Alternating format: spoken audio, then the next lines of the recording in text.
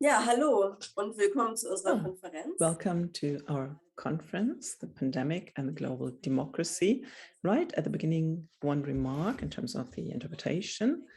We will speak English and German at the conference. So if you need an interpretation, please click on the little globe at the bottom of your screen and there will be a translation into English, Spanish and German. If you require translation, please press the little globe button at the bottom. You will find a German, English and Spanish channel. Ich freue mich sehr, Sie zu I'm quite happy to be able to welcome you here. My name is Laila Spidey. I'm a deputy head of the international department here at the Heinrich-Böll Foundation. With this event, we would like to focus on the dealing with the pandemic and what it did do to the democratic development in Europe and throughout the world. Where did the pandemic lead to a decline in democracy? Where did civil society spaces shrink? And what do we have to do? What needs politics do in order to protect activists who are fostering democracy, and where do we have to rethink and where do we have to adapt our instruments? So these are the questions that we would like to raise in 4 online panels today, together with activists and experts from all regions. At the beginning, I'm very happy to be able to discuss this with 3 guests, and I would like to welcome Katja Keul. She's a Minister of State at the Federal Foreign Office, and since 2009, she's been in the German Bundestag, and now as the Minister of State, she focuses on foreign cultural policy and Africa. And Ms. Keul, you can switch on your camera now, if you like. Welcome. Then I would like to welcome Barbara Unmüßig. She's the president of the Heinrich-Böll Foundation. Barbara, you are already here. Welcome to you as well. And I'd also like to welcome our guest from South Africa, Fatima Hassan. Hello, Fatima, welcome. Fatima is the founder of the Health Justice Initiative in South Africa. She is a human rights lawyer and has led the Open Society Foundation in South Africa for quite a long time. So thank you very much for being with us. And as we do not have much time, I would like to start right away with you, Barbara. As the president of an international foundation, you dealt with shrinking spaces at a very early stage. And you strongly advocated that democracy and human rights activists need to be better protected. And since the beginning of the pandemic, you've always pointed out that there is a lack of vaccine equity. And this is not only a problem for global health, but also for global democracy. You could explain how these 2 dimensions are connected, the pandemic and the democracy. Well, first of all, welcome from my side as well.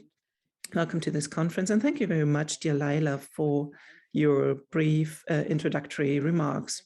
Well, I'm quite happy that we as the Heinrich-Böll Foundation can focus on the connection of the pandemic and democracy in more detail, because we as an organization with 34 offices throughout the world are actually exactly at the intersection between human rights, democracy, support of civil society, etc., etc. I would like to briefly address 2 aspects. The first one is that, of course, there is a connection between Western democracies and their promises towards the global South, in particular also the countries who lack income, and this promise of solidarity has been made right at the beginning, and whether this promise is being implemented or kept is very, very important here. And I came to quite a sober balance actually after 2 years. So the Western democracies have only insufficiently kept their promises of solidarity, because first of all, we have such an unequal distribution of vaccines. There is a global lack of equity in terms of vaccine distribution and also access to vaccines. And this in particular applies to the low-income countries.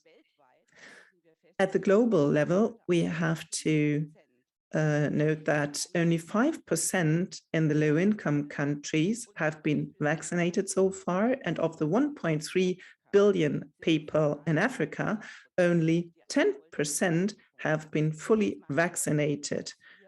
So this already makes quite clear that we face huge injustices in this regard, because in countries of the global south, of course, people were massively affected by economic measures. We have a drastic increase in poverty figures. And so it's not trivial that there's not enough vaccine. So COVAX, the initiative that was supposed to supply the low-income countries with vaccines, delivers the vaccines too late, or there's too little. And sometimes the vaccines can no longer be administered. And I think, and unfortunately, the Western industrialized countries and also the federal government is not moving, it's not changing its stance in terms of a waiver of patent protection. And in 120 countries, actually, we have the capacity to produce vaccines. However, the patents are being kept that are needed to increase vaccine production. So the West needs to deliver when it comes to the setting up of infrastructure in the global south, health infrastructure, vaccine production. And I think there's a loss of trust in Western democracy when it comes to supplying what needs to be supplied, and to reduce the dependency on vaccines, and to promote the self-sustainability, so to speak, or the self-reliance of the global south. So if you allow me, I would also like to focus on the second aspect right at the beginning.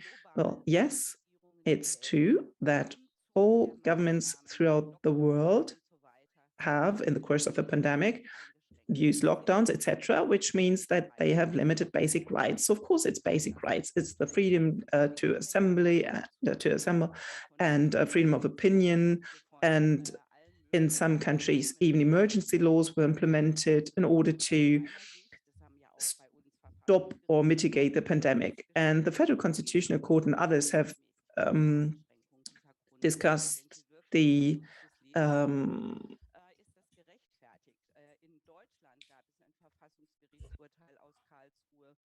the proportionality, of course. And in Germany, there was a verdict which said that, of course, a certain degree of freedom of assembly needs to be maintained. But in the global south, we have to clearly see that a large part of the authoritarian or semi-autocratic regimes have abused the pandemic in order to further cut basic rights. We see repression against journalists and the repression of the opposition. So the pandemic is also being abused to spread fake news. And of course, fake news is also being defined by the autocratic regimes. And this also means that they put hundreds of journalists into prison. And I can only touch upon all these aspects. So Freedom House has already pointed it out. In more than 80 countries, human rights have suffered under the pandemic and the measures that were taken to mitigate the pandemic, to fight the pandemic. So that much as an introduction, and more later at a later point of time. Thank you very much, Barbara. English to welcome Fatima again. We're really privileged to have your South African perspective on the panel, I think, because in South Africa, the fight for access to health has always been very critical. And also since the pandemic began, South Africa has been a loud voice in demanding to make vaccines available to the global south. Then South African scientists have actually discovered the Omicron variant, and then after that Southern Africa was isolated in the world. And I guess its economic crisis even worsened. From your viewpoint, I mean, you really work at the heart of all these matters that Barbara has mentioned. If the world cared about democracy in South Africa, as it claims it does, what should be done or what should be done differently? Thanks. And thanks to Barbara and Leila and Katja. It's really an honor to be on this panel.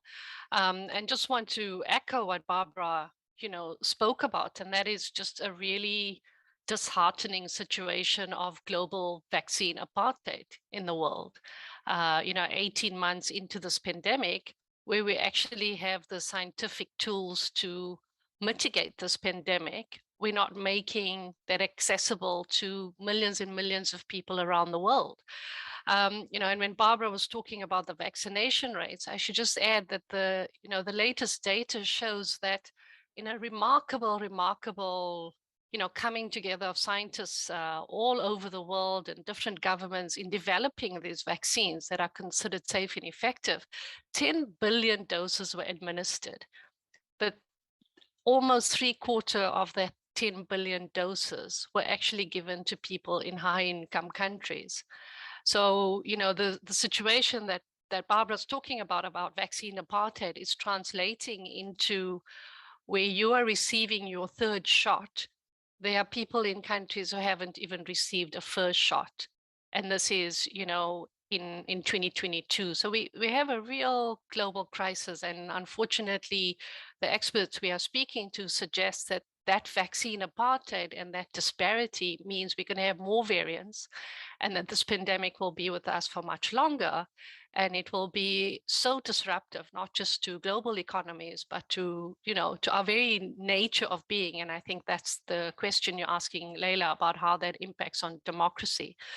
So if the world was really concerned about, the true rule of law and true democratic traditions, Leila, then I think there are 4 things that are really problematic in the management of this pandemic, where we thought that we would claw back on some of these excessiveness, or on some of those overreach of those particular rights. But I think we've got to do a lot more work. The first is the way in which power operates in a health pandemic, and where the opportunities are for accountability and to lever that kind of rights protection. So there's something quite perverse when you have a global pandemic and you have the vaccines available and testing kits available and masks available and sanitation, and you know how to manage it.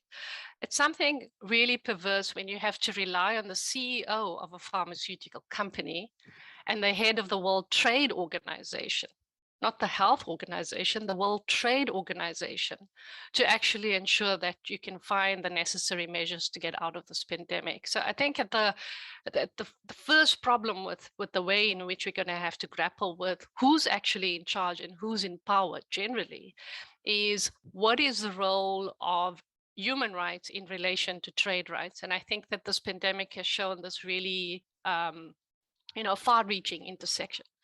The second is, we've been told about the rule of law and about democratic traditions of openness and accountability, but everything's a secret. We are having to file legal papers to get a copy of a vaccine contract where the public in South Africa paid for vaccines. Now that includes Pfizer, BioNTech, that includes Johnson & Johnson. It includes, in countries where they've entered into deals with the non-traditional Western companies. So all pharmaceutical companies and all governments that have made these vaccines or are making these vaccines available to different governments are holding onto these contracts as if they are some state secret. In fact, in some countries, they've declared them a state secret. So the issue of who do you hold accountable, how do you deal with openness in a pandemic has been made infinitely difficult because of the power and the reach of private interests and the secrecy. And the secrecy is relevant because you can't exercise your civil and political and socioeconomic rights if there's so much secrecy. We don't know the prices, we don't know the terms and conditions, we don't know the export restrictions, we don't know the full indemnification liability implications. We may never know them. We don't know if our courts will agree to the disclosure of those contracts. In some countries, they've been leaked. In some countries, they've been redacted. But that, I think, goes to the heart of the power in this pandemic. And that is fundamentally anti-democratic, in my view. You can't have public procurement in a secretive, closed, non-transparent way. And that has allowed, I think, the third problem when you're trying to deal with the pandemic and you're trying to create democratic traditions, is that has allowed the unfair allocation of vaccines. So if you don't know what was agreed and who agreed and when and how, we don't know where the vaccines are. We don't know when they're being diverted. We don't know why some are being donated close to expiry. This is the reason why Human Rights Watch and other groups already warned in 2020 that the contracts had already been signed, that the supplies had already been over-ordered and there was hoarding, where countries were drawing on multiple suppliers as well as on COVAX. And Barbara mentioned that's the reason why COVAX is also failing, is because it's not a true equitable means of actually getting vaccines to those most in need. It allowed a tiered pricing system and a tiered access system. So the fair allocation or unfair allocation has meant that the key principle of democracy, which is market competition, has actually not been permitted in this pandemic. There is no true competition because the IP is being held on and the technology is being held on. There's no sharing of knowledge. So the companies that can help you and can bring in versions of the vaccines to bring in sufficient supplies fast enough are being prevented from assisting to share their technology with the rest of the world. And that is why, we can talk about this later, the mRNA hub has been set up in South Africa. So the secrecy, the lack of accountability, the way power is exercised all come together in the unfair allocation and the lack of actual competition. So I thought we were living in a global economy of competition, right? And competitiveness. But this is protectionism in the middle of a pandemic. It doesn't make sense. And again, I feel it's undemocratic. And then just finally, the waiver, the fourth element of where we've just failed on democratic traditions, which Barbara talked about. Our government proposed that with the Indian government, 100 member states supporting it. Your European Parliament has voted in favor of supporting it. The European Commission has done the total opposite, right? So I think there are elements of the ways in which your democratic traditions in domestic settings are not playing out. But doesn't majority rule? If 100 member states want the waiver, why is it not being passed?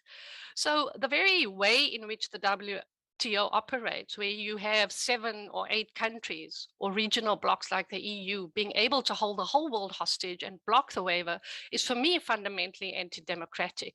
This idea of consensus building in the middle of a public health emergency, I think is a ruse to basically force a minority view on what the majority of the member states want. And I think that's fundamentally goes against all the principles of the rule of law. So, Leila, those would be my 4 issues around, where that intersection comes into play. Thanks.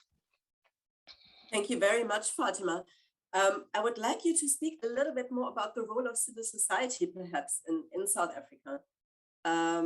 You've been in health justice initiatives for a very, very long time, even when it all started during the HIV/AIDS crisis in South Africa. So it was always very vital to democracy to fight for the access to health. And probably civil society has helped really society not to collapse during the pandemic, not only in South Africa, but in many other countries. So what do you think civil society needs in terms of future support? What needs to change in our thinking about democracy support for civil society? What has the pandemic really transformed?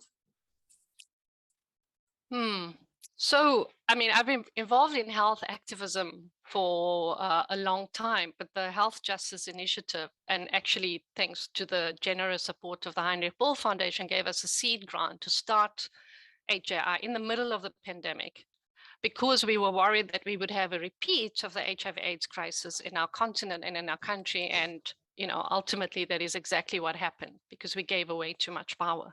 So what civil society has been able to do, I think, again, as Barbara mentioned earlier about the socioeconomic crisis, the issues around repression, the issues where government control and power has been used in such a sinister way, using the pandemic to justify severe lockdowns or severe restrictions on civil and political rights, or deny timely access to vaccines. So I think there's been a combination of work being done on how do you ensure that there's a realization of socioeconomic rights if civil and political rights are being undermined? So a lot of work in civil society, for example, in South Africa, went into trying to convince government that if you have multiple lockdowns, people are losing their jobs, there's a housing crisis, a homelessness crisis exacerbated by COVID, because a lot of that was pre-existing, then you need to provide socioeconomic relief. It's not just about giving somebody a vaccine and thinking that the vaccine is going to be a, immunity against poverty. No, it's immunity against disease. So I think that there's been a real reckoning between the intersection between socioeconomic rights and civil and political rights.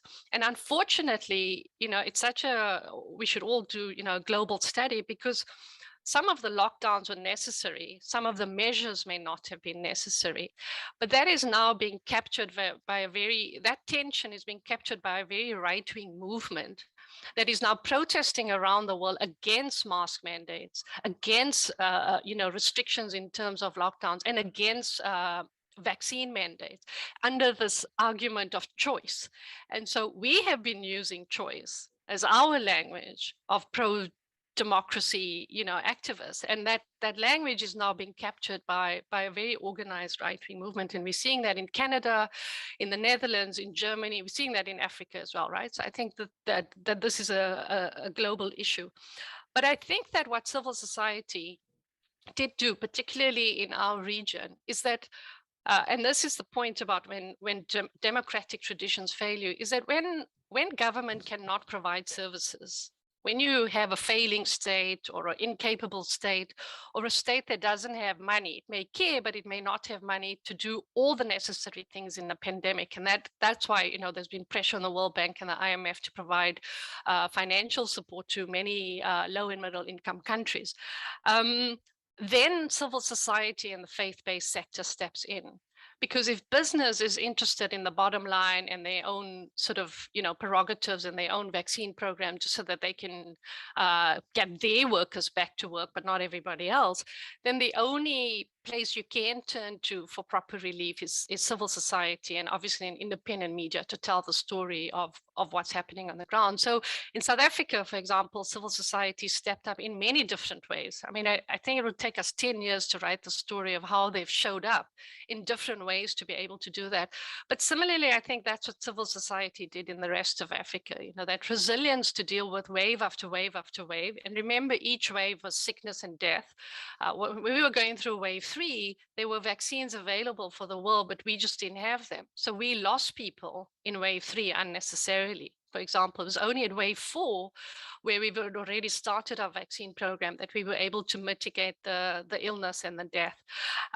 So I think there's been efforts around homelessness and housing. And I think those groups have to be supported. Been efforts around actually feeding people. So simple thing as food security and food insecurity in a time of a pandemic, that has been sufficient. Issues around social grants and trying to create, a constitutional argument around the need for most vulnerable communities to be protected. And some of the work we've done, obviously, is related around equity in a pandemic and vaccine justice when you have two-tiered healthcare systems. And we really fought hard for that, Leila, that the person who was rich and white didn't get to the front of the queue before the person who was old and black.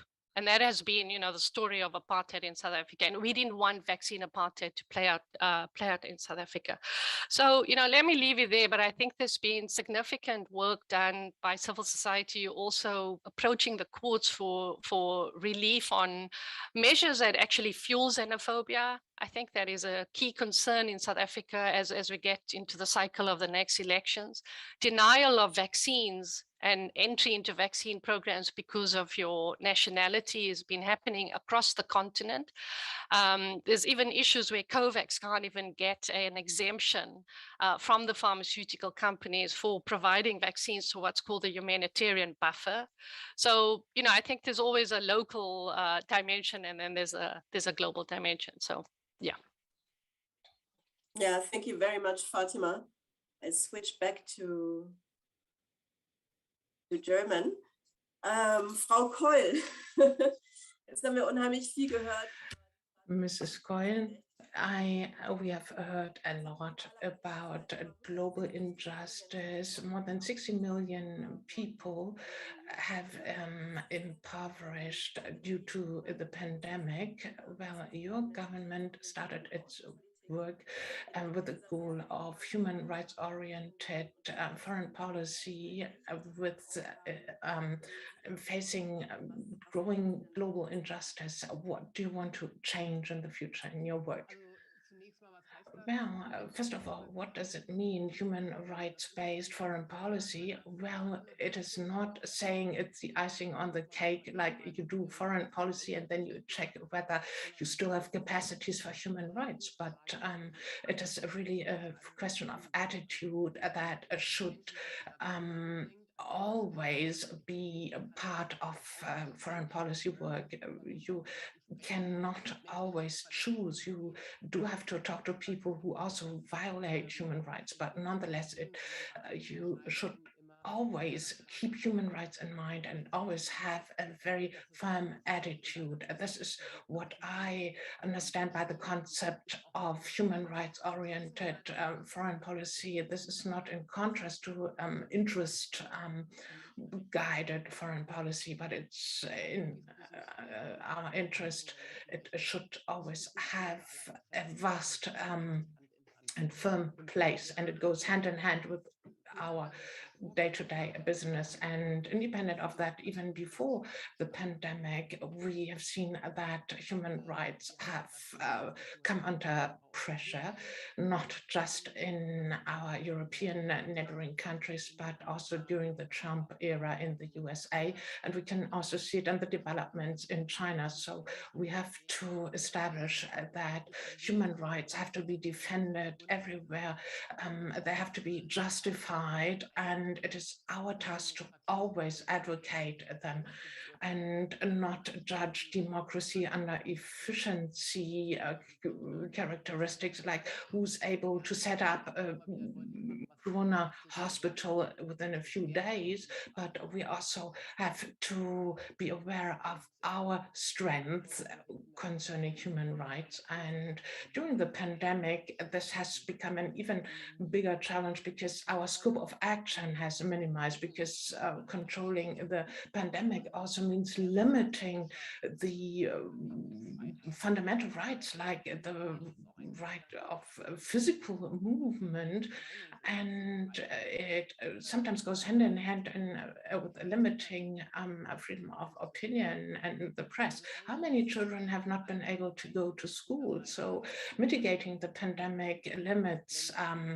freedoms, and in particular in countries where there are activists who also lose their protection when advocating human rights. We have to emphasize on a rolling basis that the democracy in a state has to be secured day by day. We do not even look very far. Even here, we have developments like protests against corona measures. Not every protest is anti-democratic, but there are tendencies in this movement that give rise to concern.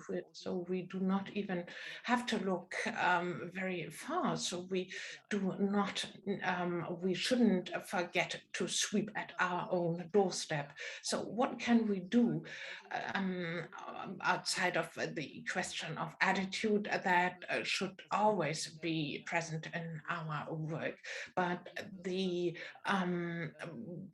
protection has to be protected.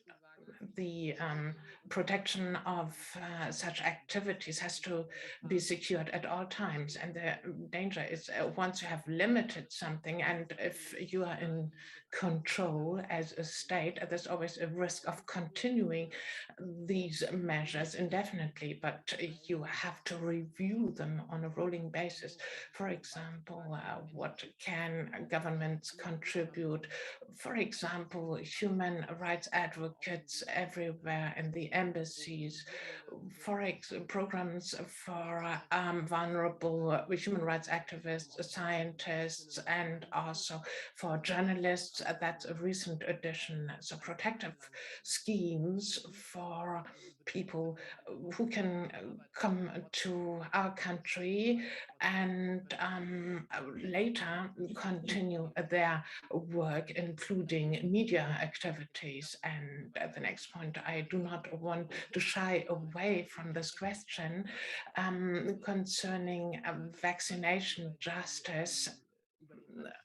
Well, Africa's and India's motion is still under review, and for that reason I cannot yet give you ready-made answers, but we have seen already that Germany has a very high share with 2.2 billion doses that have been released.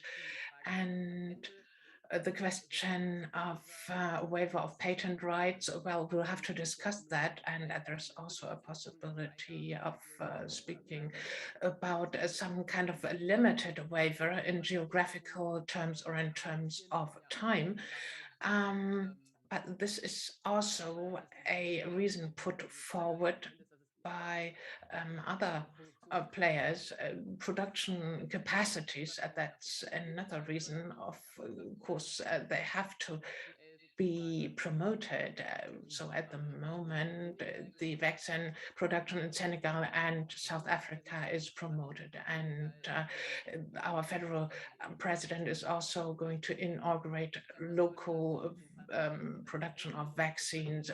We shouldn't play off the one against the other, but anyway, the production levels have to be elevated, and that's an important step that we as the new government will promote. That's it from my side. Thank you very much. And Fatima, would you like to respond to that? And maybe we can switch to Barbara for a minute. In our foundation, you have also initiated many steps, like how has the pandemic changed our work?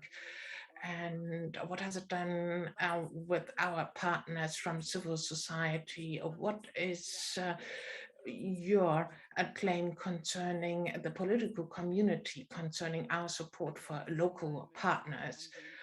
Well, first of all, I would like to link up to what Fatima said, and many of our partners, due to the pandemic, the agenda of our activities has changed. It is also many of our partners who had to switch to humanitarian work coming from political activities. And I think everyone in the civil society needs a discussion on what is going on during a pandemic.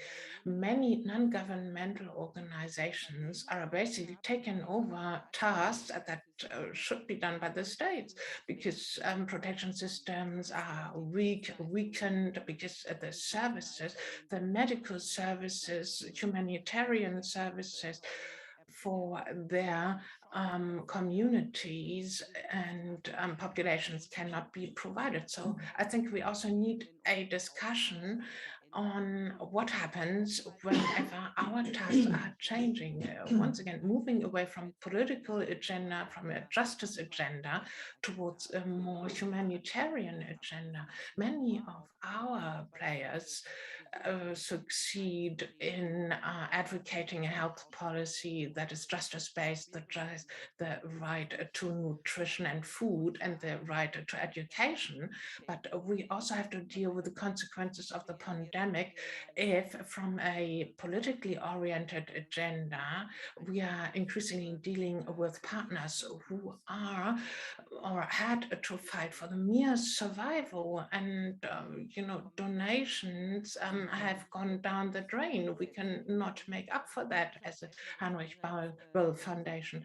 And well, Katja Keul already mentioned it. We need protected spaces for human rights advocates, for journalists, that are massively experiencing repressions worldwide. And we are also experiencing very, very strong pressure on journalists and bloggers.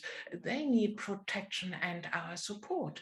A federal government, of course, has to make clear wherever possible that they're advocating the rights, fundamental rights, the rights of civil society in general, that ministers of state, also Annalena Baerbock, and Palestine, and where she's meeting with civil society representatives, what the position of civil society is. They are the essence of democracy, just as freedom of expression is central. And another point that I consider to be central, it has to do, among others, with the pandemic.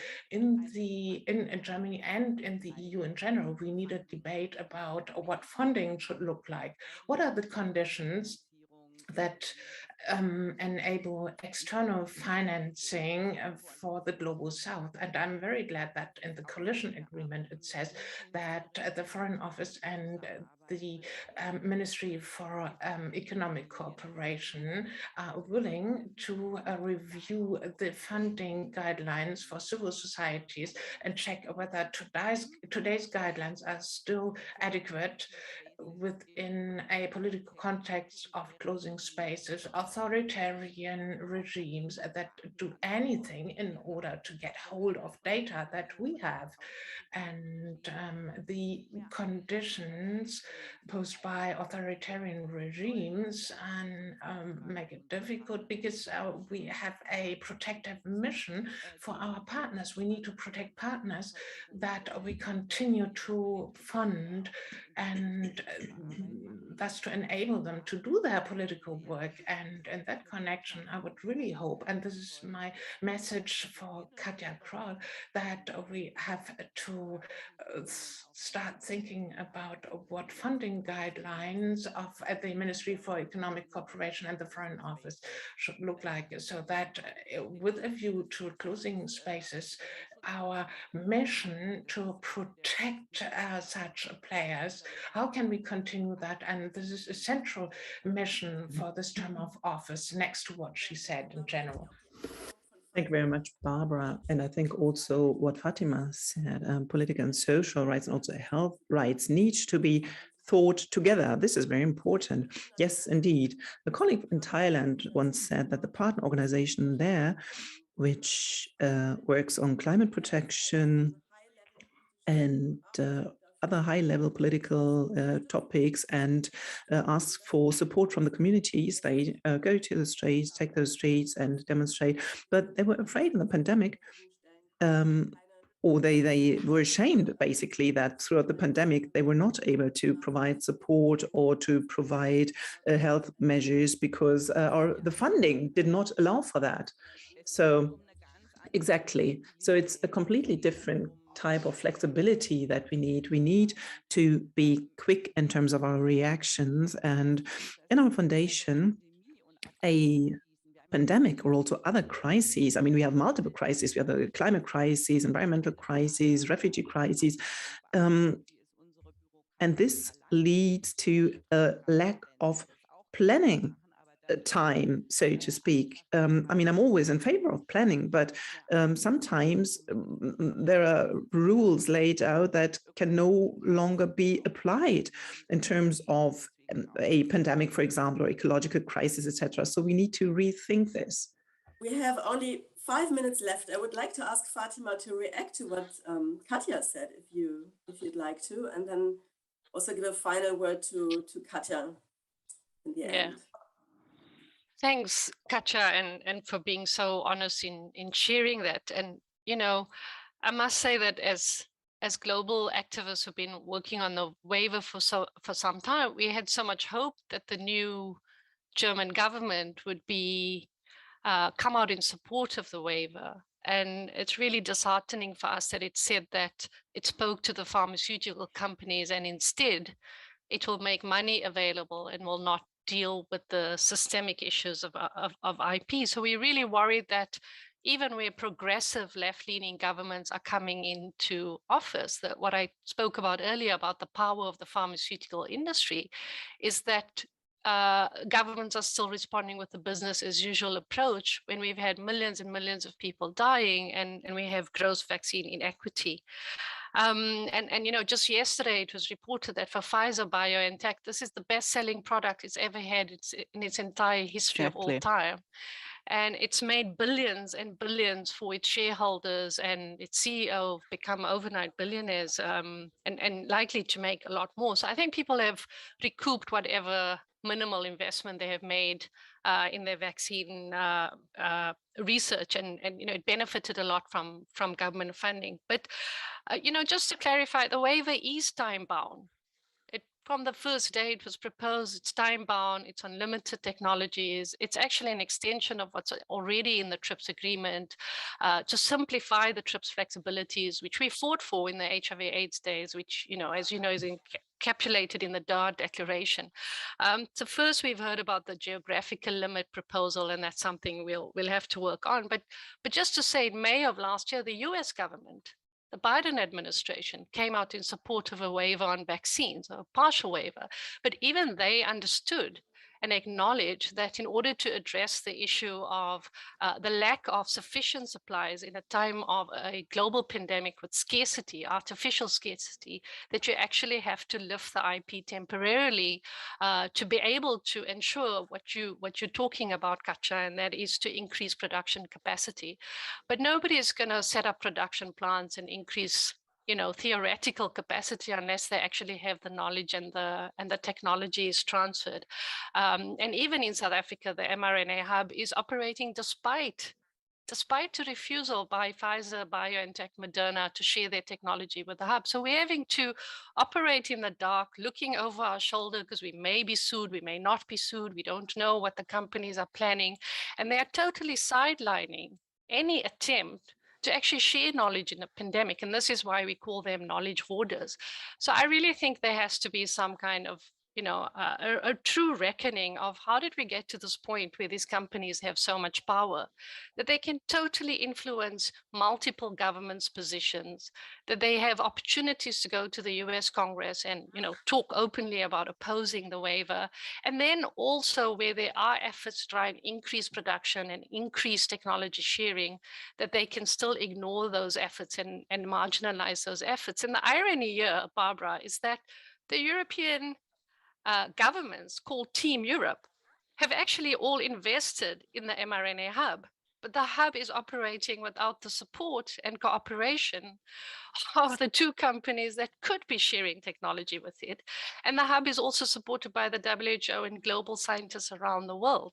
So there's talk, Leila, that the waiver proposal must be finalized by the end of February. You'll remember that last year we couldn't attend the in-person ministerial conference that was supposed to trash out whether we're having this waiver or not because Omicron happened and the whole world imposed travel restrictions. So I think that for us as activists, you know, as part of the People's Vaccine Alliance globally, is we're saying to those 7 or 8 governments that still exercise a lot of power as to how we're going to deal with this waiver. And unfortunately, Germany is a key player in that.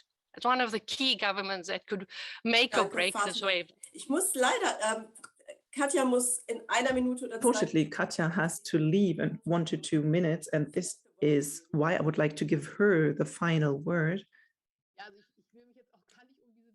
Well, I don't want to shy away from this discussion, actually. I mean, it's a little bit, I feel a little bit uncomfortable. I have to admit that I have to go to another appointment now. But of course, I do understand your demands. And in the federal government, we will have to address this. I mean, of course, we have to discuss this between the different ministries, but also at the EU level. Of course, I cannot preempt this decision, but I can only say that we build up production capacities, and this is a thing that is starting now. And in terms of the patents, of course, I will take along your arguments, but we will have to wait for the final vote on that. So thank you very much for the invitation. It was quite interesting and great conference. Thank you very much to Barbara Unmüßig also, and I wish you all a great conference. Thank you very much. Just take along our argumentation. Bye-bye.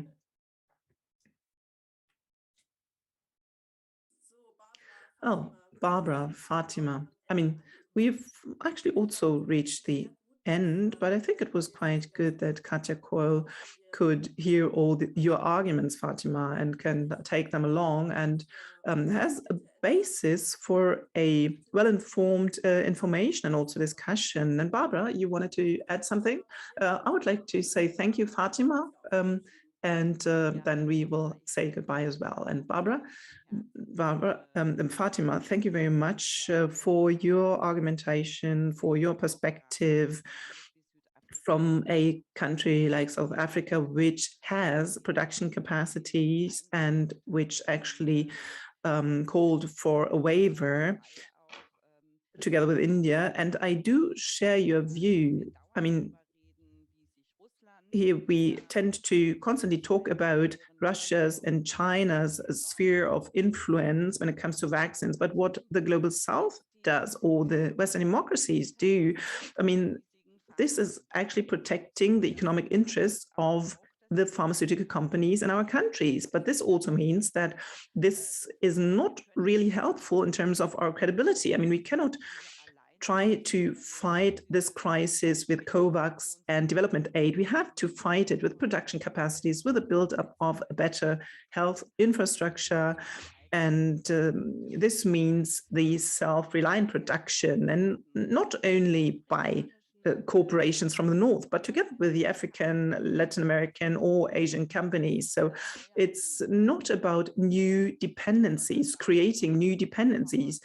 Instead, we want to support what is already available on the ground and build this up. So thank you very much for your clear words, Fatima. I'm quite happy that you are so active and make your voice heard. And we try to support you also with this conference. Thank you very much and all the best. And also thank you, Laila, for the great moderation.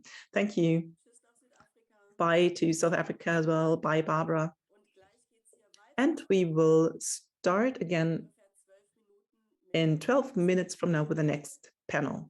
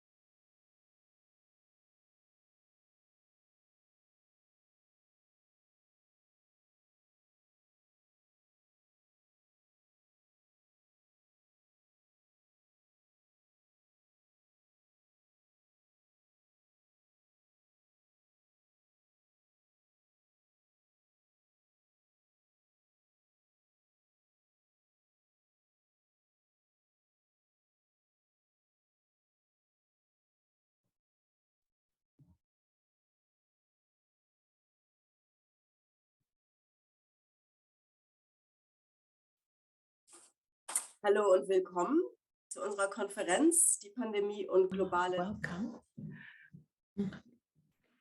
to our conference, The Pandemic and Global Democracy. Concerning the translation, we will be speaking German and English. Please click on the globe. There are 3 different channels, German, English, and Spanish. We will speak English and German. If you require translation, please press the little globe button. At the bottom, you will find a German, English, and Spanish channel. Dann nochmal herzlich willkommen von meiner Once Seite. again, a warm welcome also from my side. I'm very glad to welcome you here. My name is Lara Al-Zubaidi, and I am the deputy manager of the conference department here in civil society in general, and specifically, we have noticed that human rights are increasingly pressurized, the rule of law, democratic freedoms, and others are under pressure.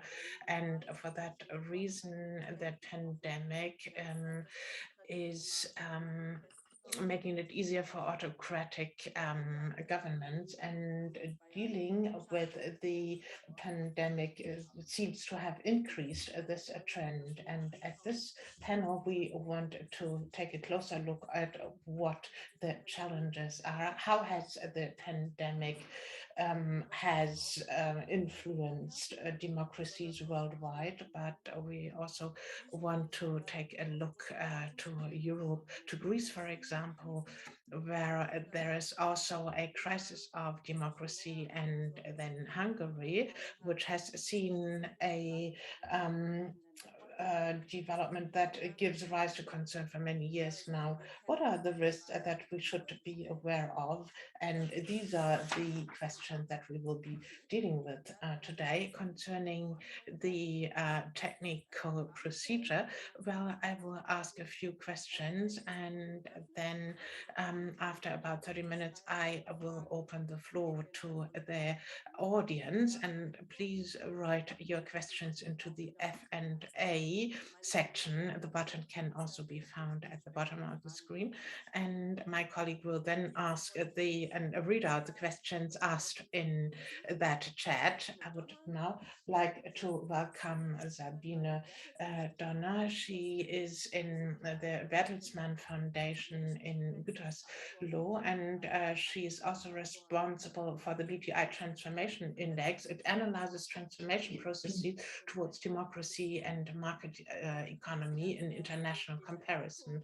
I would also like to welcome Peter Greco, and he's the director of the Political Capital Institute, a Budapest-based think tank. He's a political scientist and social psychologist, and then Stefanos Lokopoulos, co-founder and director of Woody Watch Athens. And this is a forum that encourages the population to deal with democratic parliaments. It's great to have you here, and I look forward to your input. Mrs. Donner, I would like to start off with you. The latest BGI has only just been published, and well, global democracies have already undergone a crisis in the past years. What do you think? Has it improved or has it deteriorated? Can you already tell us something about the ramifications of the pandemic in this context?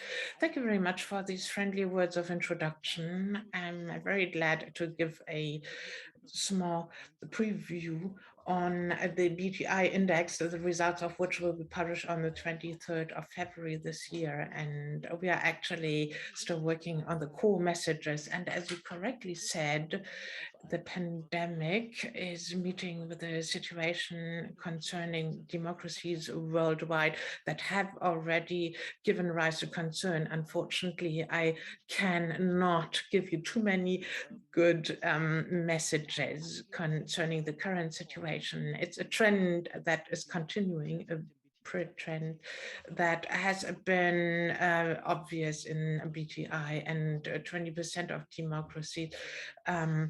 It is not the Western democracies. That's a sister project that takes a closer look here. We are looking at 37 developing and new economies worldwide.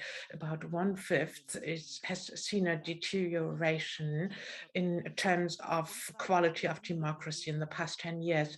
And this particularly in those areas that have been especially hard hit by the pandemic, that is civil laws being limited, shrinking room for activities in for the civil society, freedom of the press, media, and rights of association that already used to be compromised before the pandemic. So it's no surprise it hasn't improved, but in parallel, and similar to the virus itself, we can say it's also the state of the democracies that have to deal with this stress.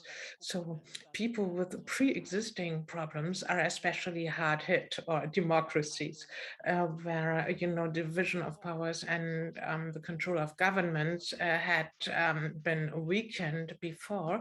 It is, of course, even easier given the current situation. We cannot see a big increase, but there is a further deterioration. So a lot of damage has been seen previously, I have to say. And then all states have limited democratic rights due to the infection legislation and so on. We can go into more detail later, but the more stable democracies were, the more resilient they were, the better they stuck with like emergency laws or parliamentary processes. Were there any limits concerning emergency laws? Were they proportionate, and so on? And then less stable the democracies were, and autocratic governments had no processes around emergency laws, but they simply introduced them and enforced them concerning weakened democracy or defective democracies. This is where there were more trespassing, really. And the positive signal, on the other hand, has been seen for several years now. The biggest resilience against deterioration of democracies is limiting rights of players in civil society and areas that have been hardest hit, for example, courts, and concerning values. Well, there are positive trends as well, counteracting negative trends. So activism from the part of citizens, from civil society, to protest the lack of justice. And well, let's leave it here for the time being. Okay, so one of your conclusions would be that in societies, the awareness for democracy has already risen. Well, I think there was a high degree of political activism because people were dissatisfied, both in democracies and also in autocratic governments. So there was protest against corruption, against social injustice. And then we have to see whether this is here to stay. But we have seen a trend in many countries that there is an increase of overarching cooperation and limiting rights of organizations from civil society where the state fails, where there's social capital, where there is solidarity. It can be used productively, but it's too early to say whether these trends are here to stay. Maybe it was an awakening call for civic engagement. And now we'll have to see how governments are going to deal with that. You also mentioned earlier that many measures were against fundamental rights, such as the freedom of association, freedom of opinion, freedom of organization. Can you give us an insight in how all this has had consequences on freedom of opinion? Freedom of opinion was limited concerning the extent of the pandemic, for example, information that hasn't been made public, but has this increased has this contributed to a rift in society?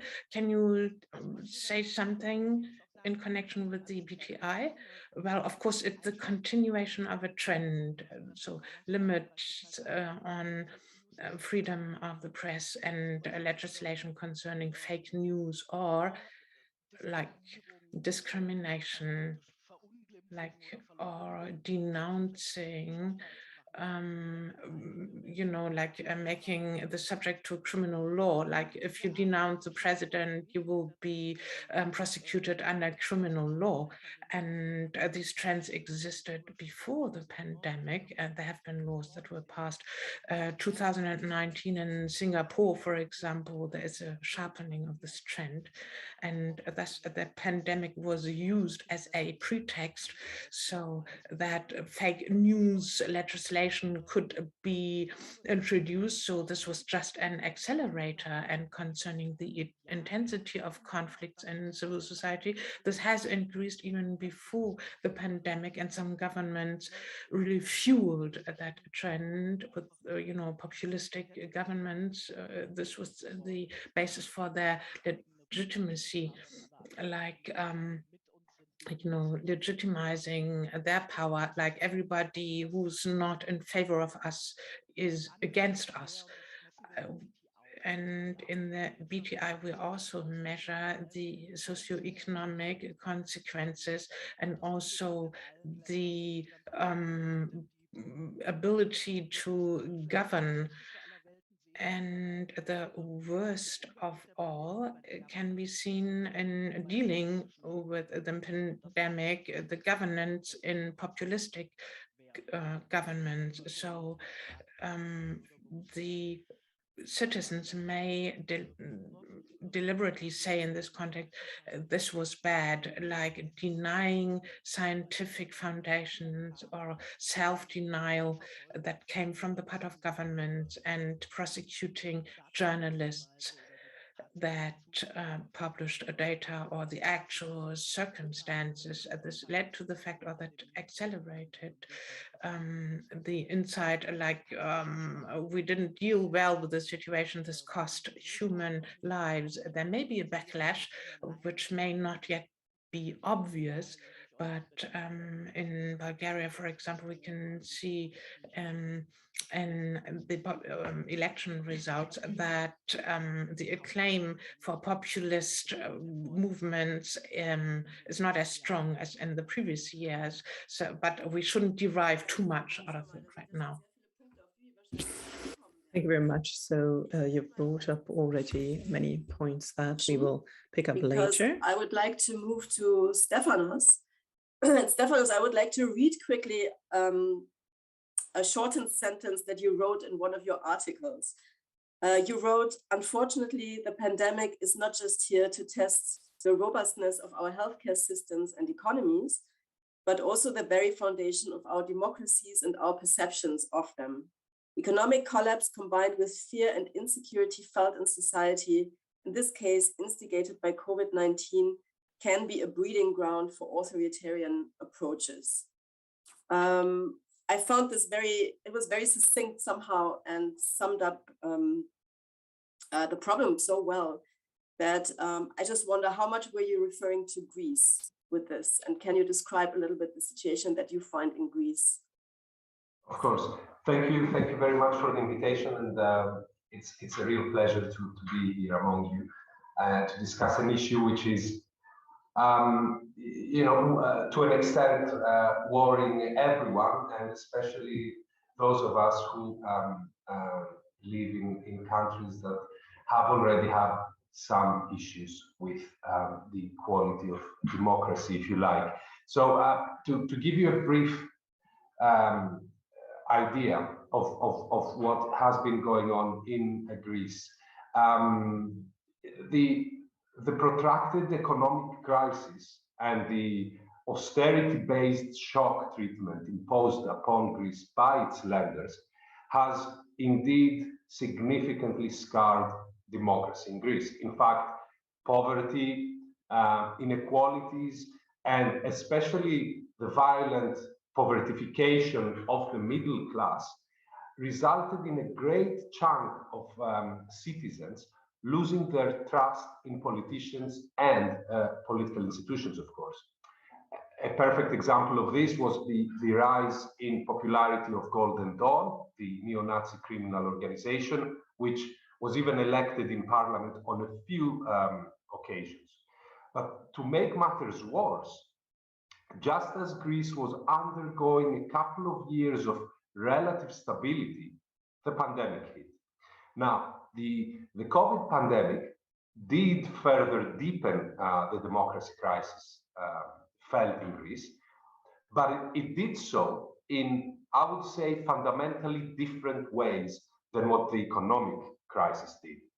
You see, the economic crisis led to a democracy crisis in the sense that people started losing faith in the political system, which, to be fair, was largely responsible for the country's predicament. In the case of the pandemic, however, democracy's erosion is not due to the reaction of a disillusioned and humiliated society, but rather, I would say that it is the result of the policies and actions of a conservative government, which is increasingly flirting with authoritarian practices.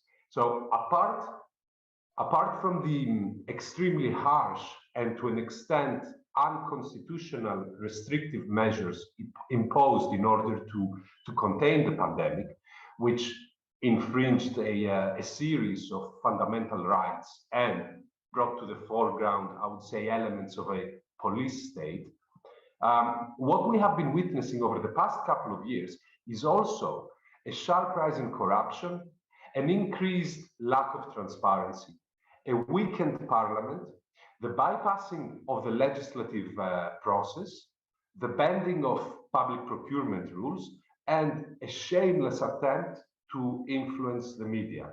So yes, in short, Greece is undergoing a democracy crisis, which is rendered even more acute and strong because the country simply didn't have the time to recover from the previous one. So to draw a parallel with the pandemic, it's like catching a new variant of COVID, just as you begin to recover from a previous one. Thank you very much, Stefanos. But did I understand correctly that you would really describe the situation now as the seeds of authoritarianism being planted somehow? Is this what you alluded to? Yes, in many respects. First of all, we've witnessed a trend of this government which shies away from accountability. It has bent all rules regarding transparency. The police brutality has increased significantly, and perhaps later on I'll tell you more about the way that it's trying to meddle with the media landscape as well. So there is this feeling that apart, as I said earlier on in the beginning of my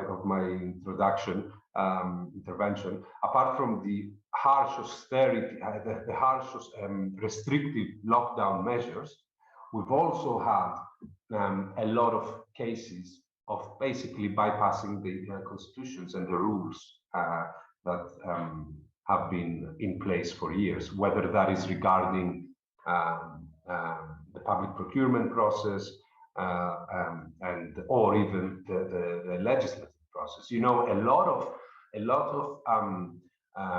restrictive lockdown measures were actually implemented after the announcement of the Prime Minister on TV, and without them actually having been ratified in Parliament.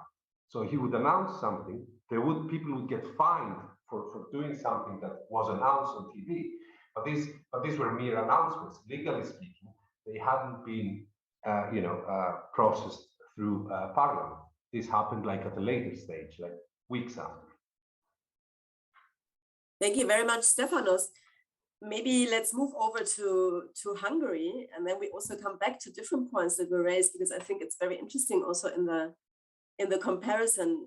Peter, thank you very much for being here. I think we're all aware of the ongoing democracy crisis in Hungary, which has preceded the pandemic by almost, 10 years, a decade, so quite long. Has the pandemic worsened this crisis? Or is it of a different nature as in Greece, for example? Or has it simply worsened what has been going on already?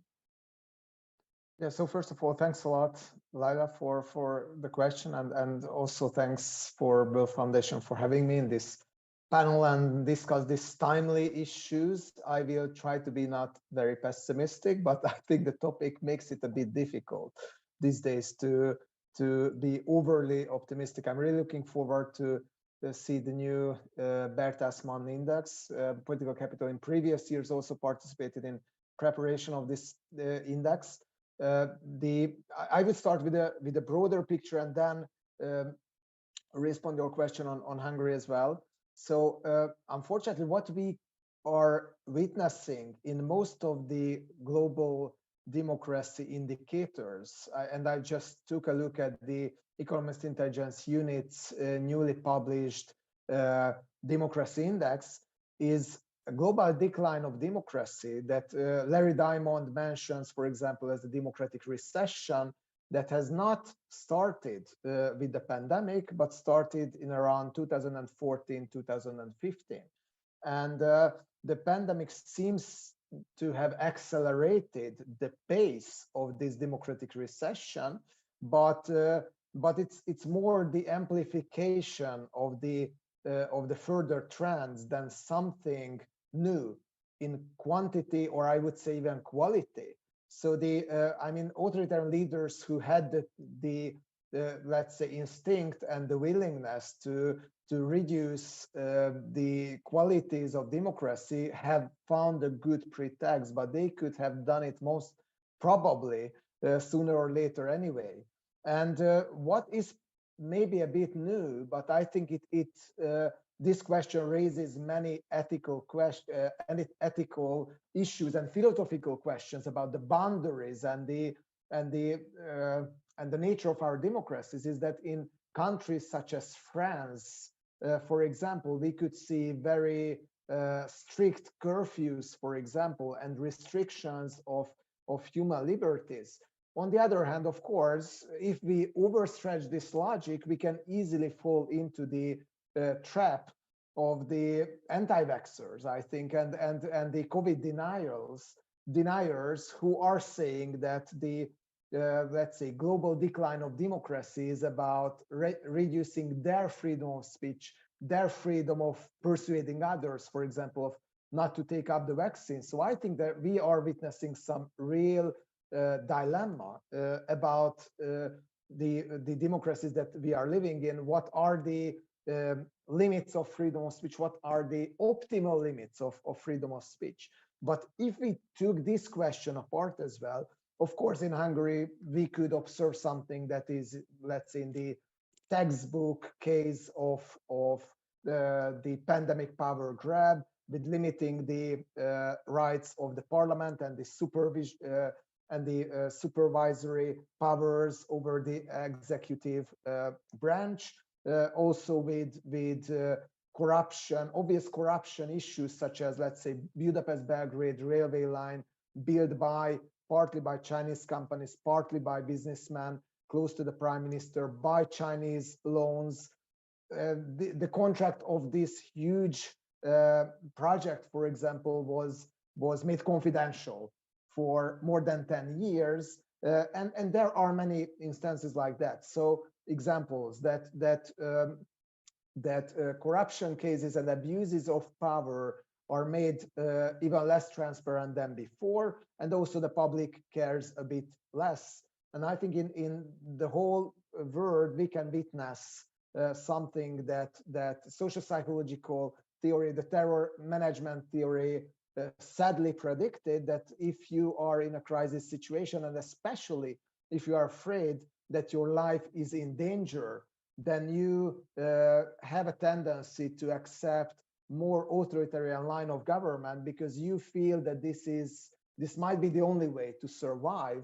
And I think we see in different manifestations in different countries, so I don't want to overgeneralize, but I think this is an important trend that we can witness anywhere. And last remark as an opening, and then we can continue in later rounds, that in the latest Economist Intelligence Unit overview of the state of democracy globally, they found that 6.4% of the Earth's population are living in full democracies. 6.4%. So much about the end of history, and even more because I think Francis Fukuyama in a lot of cases are wrongly accused for predicting that democracy will take over the world, but he predicted for sure that the norm of democracy will take over the world, and everyone will, how to say, imitate at least democratic tendencies, because they feel that this is the global norm. I feel that this global norm has weakened. And what we observe in many countries, and including European countries as well, and Hungary is just, I think, one example of the many, is a new kind of shameless authoritarian tendencies, and an uninhibited authoritarian trend, where the European Union and the United States, as let's say creators of norms in the world of democracies, I think have less role and less soft power than they had before. And this is where I think Germany, as one of the most developed democracies, if not the most developed democracy in Europe, I think has a very important role as an exporter of democracy and even to counter forces that are exporting autocracies, such as Russia and China, for example. Yeah, thank you very much, Peter, for this very broad overview. Also, what I found a bit concerning is that you said that acceptance of authoritarian tendencies in Hungary have actually risen, because that's a question I wanted to ask you. Has the population become maybe a little bit more risk aware during the past 2 years? Have they become a little bit more critical, or a little bit more mobilized around defending democracy? But what you're saying is actually the opposite. Okay, thank you. Let me clarify and nuance a bit this bleak picture. So what happens in Hungary, I would say, is if you take a look at the polls before the pandemic, they showed more or less the same support for the governmental party that you can observe now, which is strange in the light of the fact that Hungary is the country where, according to the latest figures, if I'm not mistaken, the mortality is the second highest in the European Union, and according to some lists on the world as well. And we know that, yes, statistics are and the way of data collection can play a big picture in that. But if we just take a look at the European Union, Hungary is one of the countries that treated the coronavirus pandemic the worst. The Prime Minister himself told back to 2020 that he measures the success of crisis management in the first wave, of course, in the number of mortalities. And right now we have this number, and this is extremely high. Bulgaria is the only country where it is higher, and still the government could maintain its popularity. How? With a very low level of transparency over its measures, over the regional distribution of the death cases, of the infections and so on, which is, I think, a public healthcare risk as well, but also enjoying the very centralized media system where they could control the narrative more. So on the one hand, we can say that the government could save its popularity despite this decline, which is, let's say, a political success for them. On the other hand, of course, we can say that first of all, the opposition became more united, and second, the opposition could, let's say, maintain their popularity as well, despite all the pandemic grab efforts. So we can decide if the glass is half empty or half full. Thank you very much, Peter. Maybe a question back to Stefanos. I mean, your job is to motivate citizens to engage with Parliament, and Parliament plays a very important role in ensuring transparency. And you said that transparency is very much threatened at the moment. How do you relate to the Hungarian experience? Is it similar to Greece, where people engage less, or is it actually, do you see an increase in engagement with democratic institutions? Yeah, I'm glad you're giving me the floor, because I wanted to say that just now, listening to Peter talking about Hungary, I felt like he was basically talking about Greece. I identified with a lot that he said. It is indeed true that despite one failure after the other in the handling of the pandemic of the Greek government, its popularity seems to be untouched to a great extent. And I would explain this as Peter did. This, I would say, is based on a series of factors. Firstly, it's a close grip on the media, both public and private. Secondly, the complete lack of transparency, and many times tampering with statistics or presenting like a reality that is not very compliant with conforming with what's happening actually on the ground. And I think that the most worrying aspect of all this is that citizens seem to have given up. You see, like I personally feel like during the big economic crisis, like Greek citizens gave all their best, all they had in terms of protesting, in terms of organizing, in terms of resisting, if you like, and now they've sort of surrendered themselves to something which they believe to be bigger than them, something that they cannot, they feel that they cannot change. And this, I think, is the biggest threat to democracy, which is the prevalence of a meta-democracy, if you like, where the notion of democracy as we know it is being transformed into something else, something less liberal, something less open, something less transparent.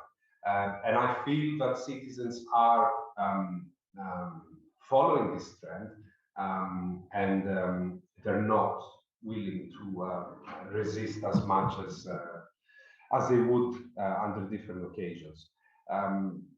As I mentioned earlier on, there's been a lot of cases whereby public contracts have been hidden from public eye, a lot of cases of corruption, and all this unfortunately is happening during a period where the parliament is significantly weakened in terms of its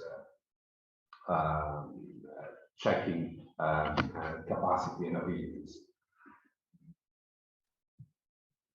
Thank you very much, Stefanos. Preceding this panel, in the first discussion, we actually discussed how global injustice in providing vaccines is actually, eating up the credibility of Europe, of the West, in kind of diffusing democracy, equality, and being basically a credible role model for the world. Peter, you mentioned before that Germany, Europe actually has a very important role to play in diffusing democracy, that role is becoming weaker and weaker. And there are not only a lot of actors around the world who use democracy as a facade, but actually feel more and more emboldened to reject democracy in the first place and say, no, we have a completely different model to market here, which of course is a big danger. How do you think that, dealing with a pandemic, the way it's being dealt with, has also diminished the credibility of the democratic model in the world, but maybe also in your countries? Yes, or feel free, please. So I would just shortly comment on this. I think it's still ambivalent. So we can still see that even in countries such as Russia and China, if they appear in the biggest exporters, I would say, of autocracy and of suppression of freedom of speech, we can just observe how Russia is feeling threatened by witnessing democratic tendencies in the near abroad, as they call, and the threat that they pose on Ukraine. Partially, I think, for that respect, they don't want the democratic model to spread because they feel it as a danger for them. But even then, they sometimes use human rights, democracy, still as important values that they communicate in the international public. That recently on the meeting between Xi Jinping and Vladimir Putin, there was a joint declaration that was signed. This is one of the most bizarre documents that you can read. I will try to find it during the discussion and post it because it talks about that there are many models of democracy and defending human rights. And of course, no one should decide which is better, which is not. But Russia and China paints themselves, China as well, as these global models for democracy. And I would say it's very hard to find any definitions of democracy that China and also Russia would fit into, but definitely China. And still, because China's role in the UN, for example, they still try to use this facade sometimes, at least internationally, to legitimize themselves. But what they are doing, on the other hand, is more and more an open destruction and open of democratic institutions and an open contradiction to the norms of democracy.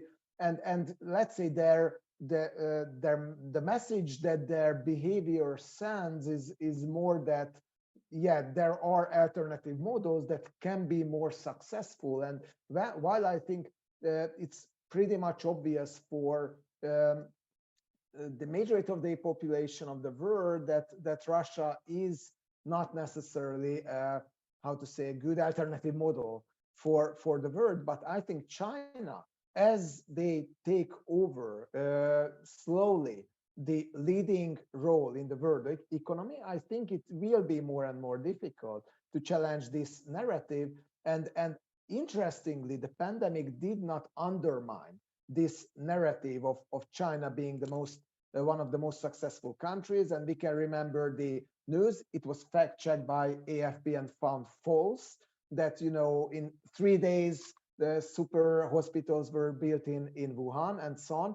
And China could, I think, emerge its public profile in the world and its influence, despite the fact that we can thank the spread of the virus to China, not because of the Wuhan lab theory that we don't know if we have not seen any credible confirmation of that, but because of the fact that the Chinese Communist Party did its best to suppress the voices that were talking about the threat of the virus at the very beginning, putting doctors in jail and trying to hide the whole problem. So I think the model of Chinese democracy have utterly failed during the pandemic, but at the same time, it still is a credible alternative for many, and especially in Hungary, that I would say have gradually become the most pro-Chinese country within the European Union, which is a tough competition. I think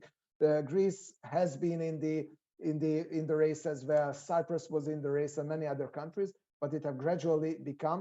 And I think this is one of the most important dangers, that China, for example, through its loyal allies in international institutions such as the European Union, can block decisions and also veto some decisions or make them vetoed that are not favorable for them. China, a Democracy That Works is a document that came out of China recently. I don't know if you've seen it. It's being distributed everywhere. It's very interesting to read. I'll switch back to German quickly.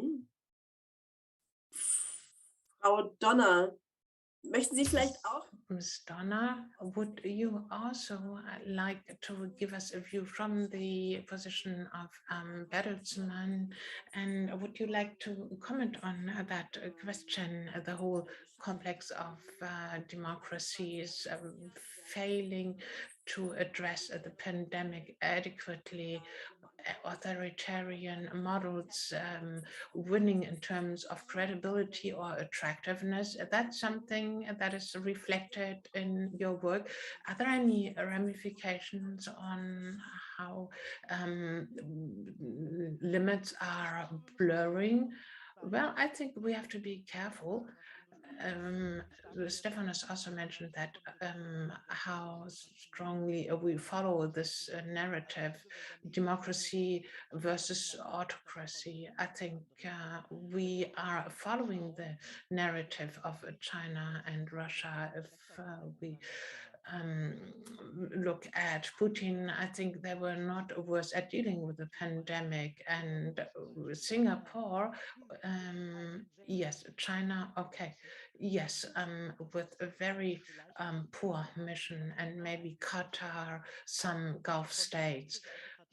Out of those 70 autocratic governments, that's it. And well, there are isolated cases for every autocratic government that dealt well with it, also for economic and social aspects. And there are at least 10 examples that are disastrous and far worse than most democracies. And I think this is a story where I believe that there are indications that we have woken up, so to speak, from our kind of sleep.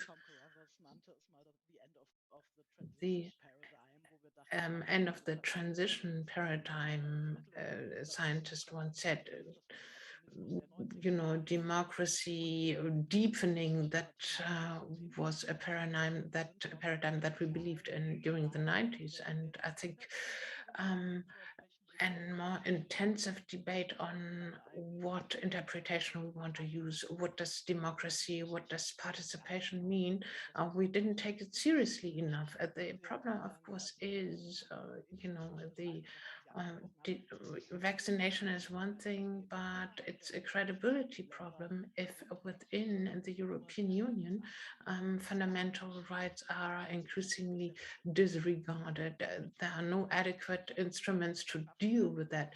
Maybe we can create something in the future, but this taking over the old narrative that autocratic governments are better, and our results don't prove that when looking at social factors, anti-corruption or poverty eradication efforts.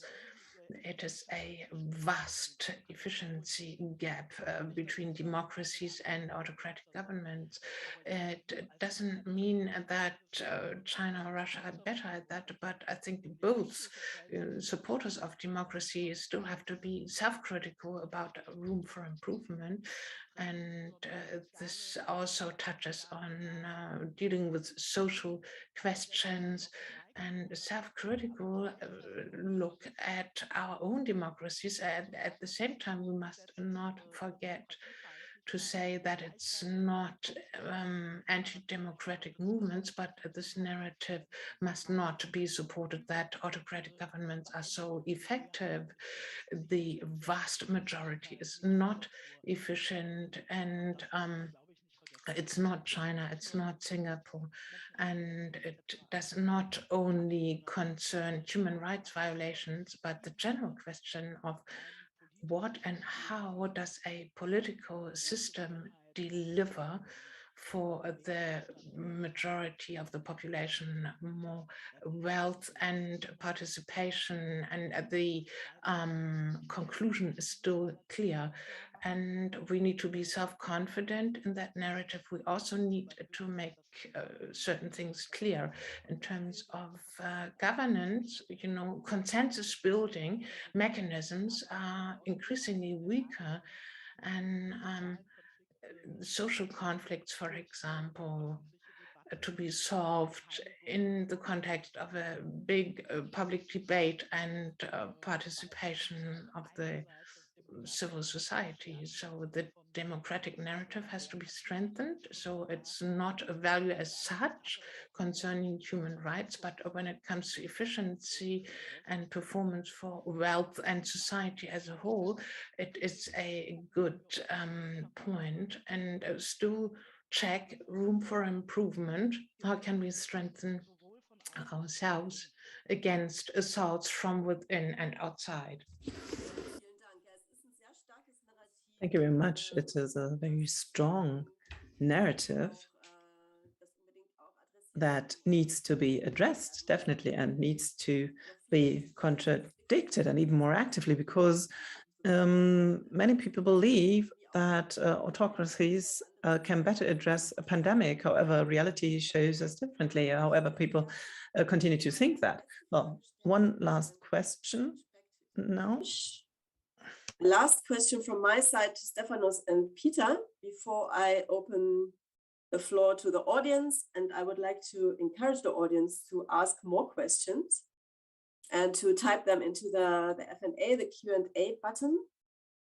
Stefanos, you have written about the grab on the media in Greece, and that it's really a development that you are very concerned about. A lot of different media outlets, but many are associated with government or with powerful people close to the government. And the pandemic has actually helped this power grab on the media. Can you maybe explain a little bit to us what happened there? Sure, yeah. I mean, as I mentioned earlier on, one of the most worrying phenomena witnessed during the past couple of years is the government's attempt to further tighten its grip on the media. But frankly speaking, this is not something that surprised us at all. In fact, even prior to the outbreak of the pandemic, I believe that the current government has clearly showed its intentions. Namely, just to give you a couple of examples, the public TV and radio service, as well as the National Press Agency, were both brought under the direct control of the Prime Minister's office. Another example is that his ex-communications advisor, the current Prime Minister's ex-communication advisor, was placed at the head of the public TV. And gradually, because of these things, more and more cases of biased reporting and cases of censorship were witnessed and reported. So the pandemic basically provided a golden opportunity, if you like, to the government to further influence the media, and especially the private ones. In fact, and this is a case that we've actually been working on a lot, and we've even taken it to court, because at the very start of the pandemic, the Greek government proceeded to allocate about 20 million euros to media outlets for them to carry the stay-at-home public health message. This, despite the relevant provisions in the Greek constitutions that say that public messages of this sort should be aired free of charge. And what is more, in an effort to, if you like, circumvent its obligation to publicize all these transactions, it proceeded to outsource the distribution of these funds to a private media shop company. And long story short, following a lot of public pressure, a campaign that we led, the government released information on how the funds, on where the funds were allocated. So when we started analyzing this document, it became evident that the funds had been dispersed in a way that was closely aligned to the government's narrative. Media outlets critical of the government received less than 1% of the total sum, while neutral media outlets received significantly less than their less popular but aggressively pro-government counterparts. Additionally, there were cases where some media which are particularly anti-government oriented but very popular were left out of the list altogether. And obviously, this was just one case, but there have been witnessed more cases. For instance, in an attempt to avoid spoiling the prevailing narrative of the government's success in handling the pandemic, medical staff for a time were banned from talking to the media and journalists. And then journalists, in order to go to report from hospitals, they had to have the permission of the government. And finally, and this is like a very recent development, a leaked document from the Greek secret services indicates that some journalists covering the refugee crisis are being spied on by the government, while a couple of journalists investigating the Novartis scandal, which according to whistleblowers involves Greek politicians, they're being brought to court following a report drafted by a special parliamentary committee led obviously by the parliament's majority. So what we're witnessing here is not only an attempt to further influence the media, but also, I would say, to suffocate independent investigative journalism that does not serve the narrative of the government. So it's a quite worrying situation. All recent reports from Reporters Without Borders, etc., indicate that Greece's performance in media freedom and independence is like on a constant decline. Numerous international unions of journalists have raised the alarm, specifically when it comes to the persecution of journalists. Just to give you an idea, from the podium of the Greek parliament, during the plenary session, the Greek prime minister referred to these two journalists that I mentioned before as members of a criminal organization.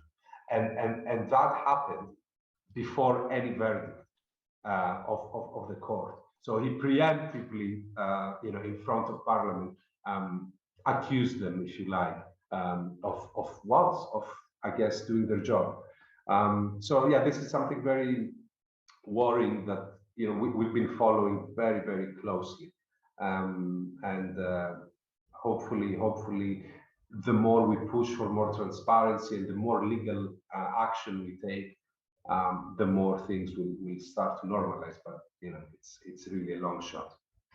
Yeah, thank you very much. I think it's very important for us to know about these developments also in Europe. This is also why we decided to start this conference with Europe, because when we talk about the pandemic and global democracy, it's always easy, to point fingers at others. And it's really important that we are aware of the developments in Europe. I mean, if I may, if we start looking at each other's at what's going on within each EU member state, then we might realize that to a greater or to a lesser extent there is a similar trend that's being followed, and this exercise should take place so that we in Europe finally, understand where we're going and what the perils are.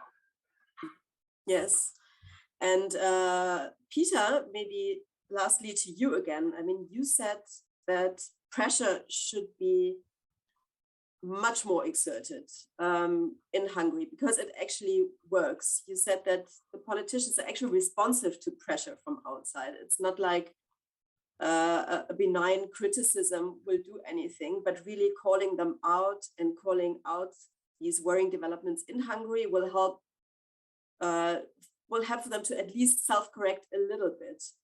Are you of that opinion still? I know you wrote about it a while ago. How does it look for you today? Yes. I do think that interestingly, the modus operandi of the Hungarian government have changed in the sense that they were much more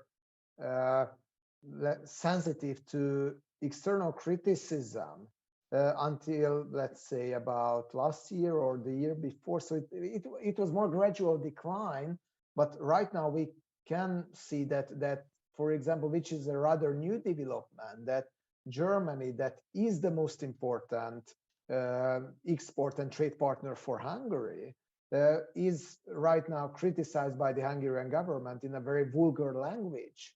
And we could not really see something similar before. Also, the current US administration is also blamed by the Hungarian government for interfering into domestic affairs, while most of the countries in the Western world are afraid of Russian and Chinese interference in their elections. Hungarian government is afraid of the intervention of the European Union and the United States, which I think tells a lot about our current loyalties in foreign policy, unfortunately. But I'm not entirely sure anymore.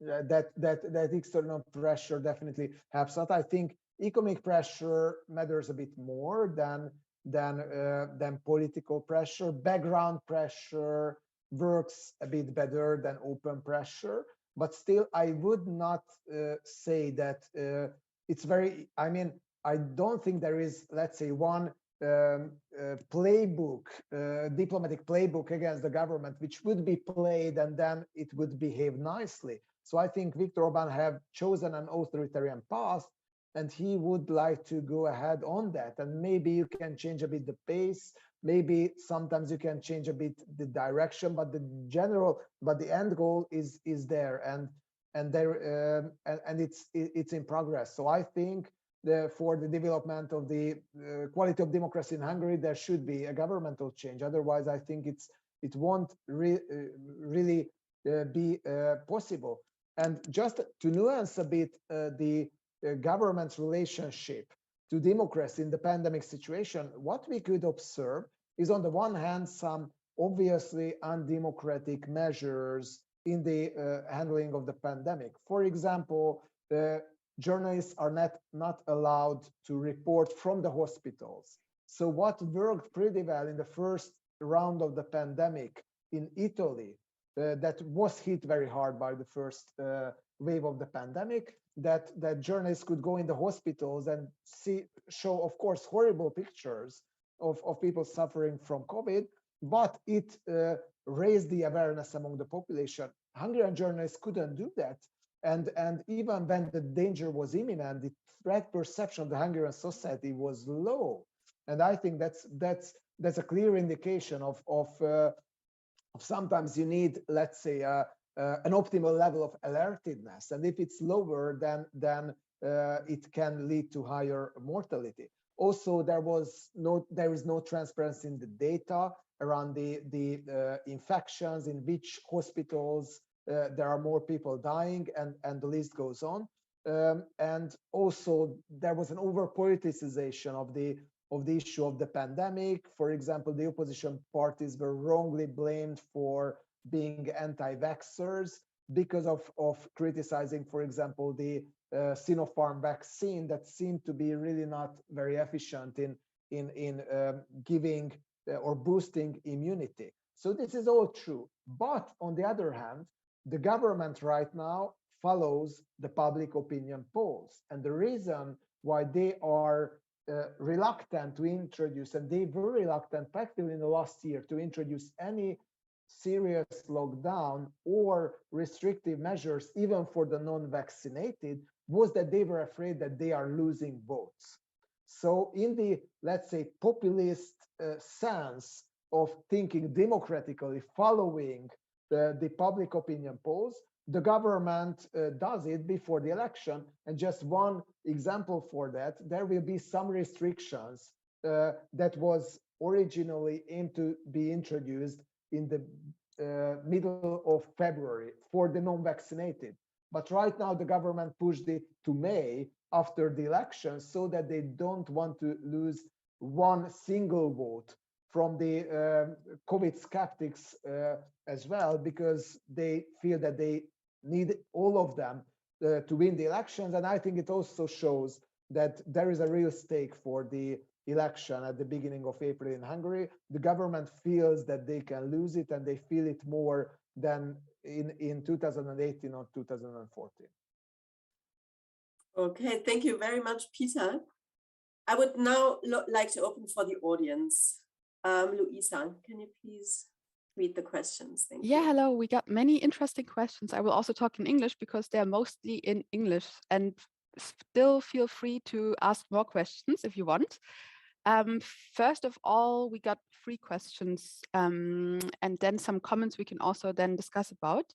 So the first question is, what would be the best ways for Germany and the European Union to counter the authoritarian exports of Russia and China, which are actively providing support for authoritarians to stay in power and gaining lots of success as a result? That's the first question. Maybe I'm going to read the second and the third. What can European democracies do to help democratic systems to stay in place, or democratizing countries to be able to proceed with reforms? And a specific question concerning Hungary is, what can Europeans do if the Hungarian election will lead to a situation where such authoritarian aid for the government to stay in power against results is given?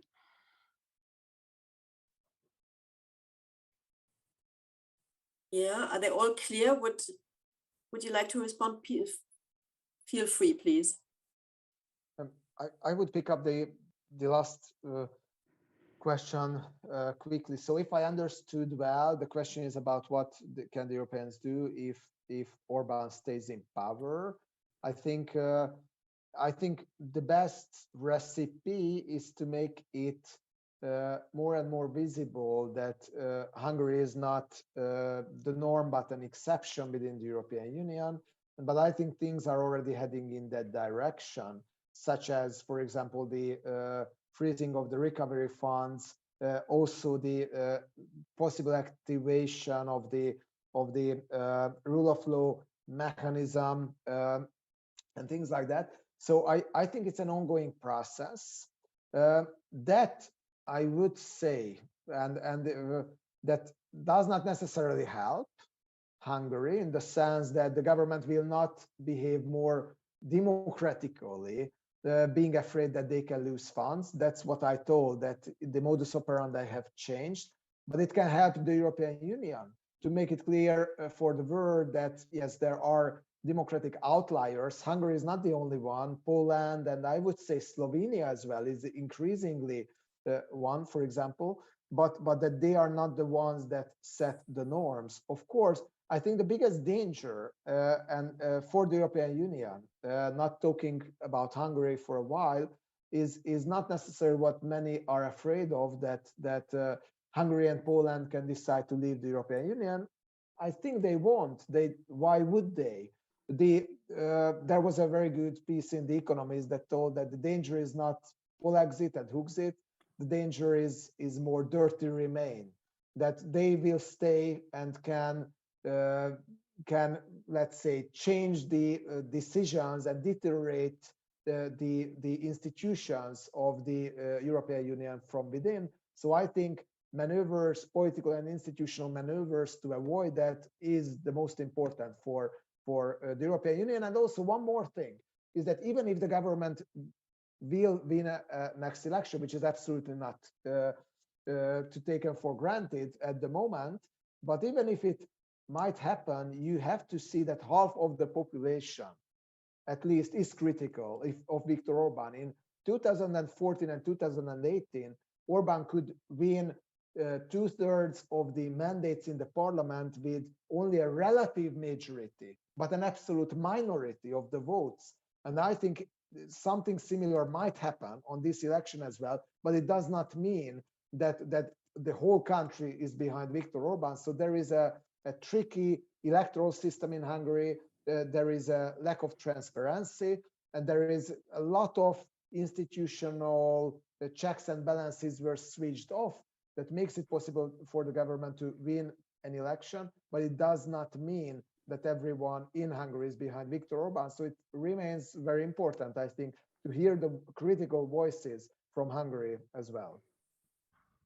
Thank you, Peter. Stefanos and Sabine, do you maybe want to respond to the part of the question how Europeans can actually help European democracies? I would like to touch upon the first question regarding the best way to counter authoritarian exports.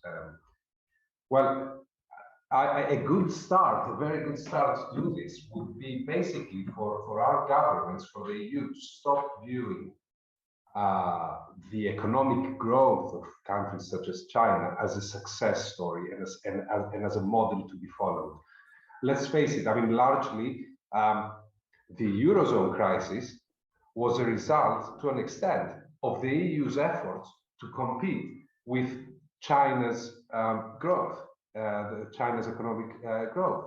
So I think that essentially our enemy, in inverted commas, obviously, is not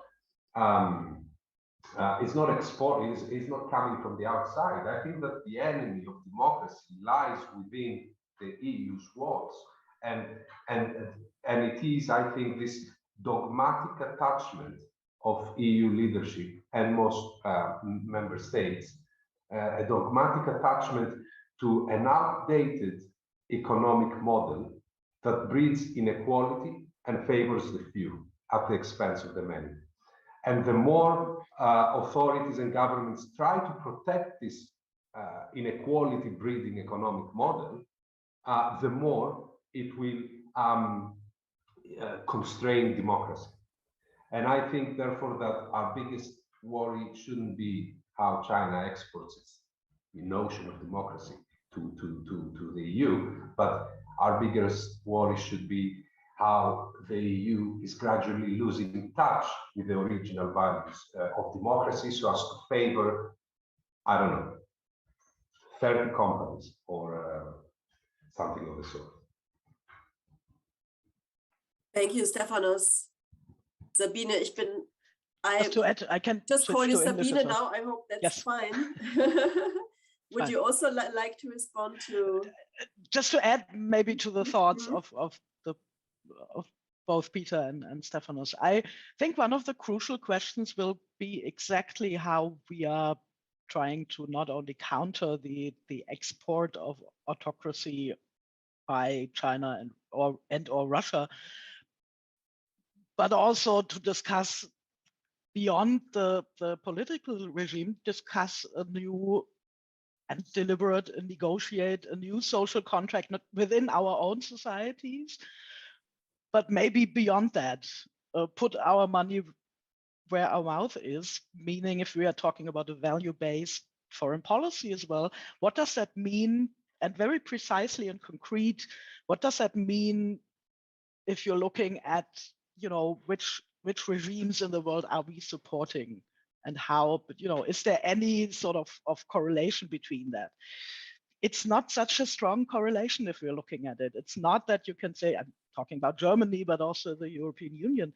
It's not that we are giving the most aid to the most democratic or, you know, reformist countries.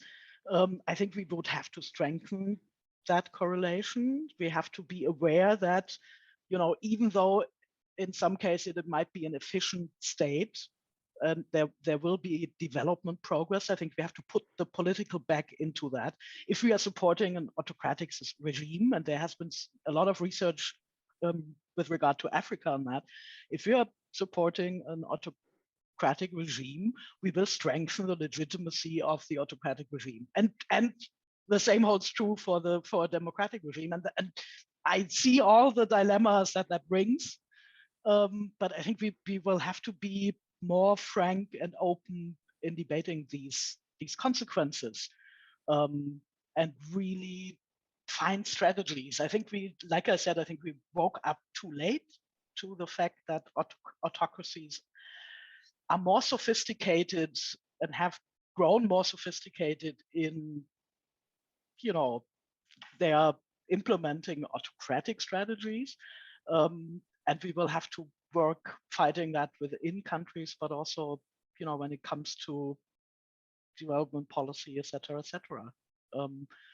I'm not saying there are answers already, because yes, I mean, if we stop supporting some authoritarian regimes, that will have economic consequences. Are we willing to take those or not? That will be one of the things that we will have to debate in the future. I think it will be a very big debate. And are we also willing to reject some investment or some benefits that we have, market benefits that we have? Thank you very much, Luisa. We have more questions. We have another question concerning the influence of fake news on democracies. And I'm going to read it. The problem is not that democratic systems allow for public debate and critique of how governments respond to public health crisis. This is actually one of their greatest strengths. But if it can also become a problem when used for political grandstanding, manipulation of public opinion and spreading of fake news, which then weakens democracies. Is there a way out of this dilemma?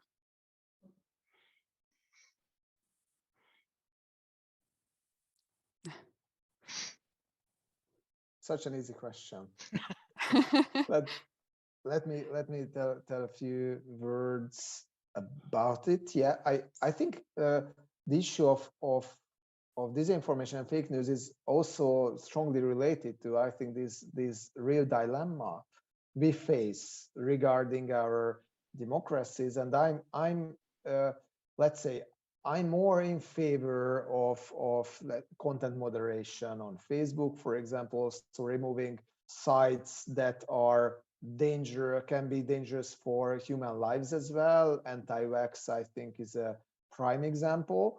But as for the state legislation first, second, I think generally it really again raises limits about the freedom, the limits of freedom of speech and how to think about it in the current environment. And Peter Pomerantsev, I think, has a very good thought about it. He says that the let's say general idea about the marketplace of ideas that we have, or let's say and we more or less all of the democracies took it over from the Anglo-Saxon liberal thinking, that there is the marketplace of ideas, that the fittest finds survives and can lead to public decisions and so on and so on.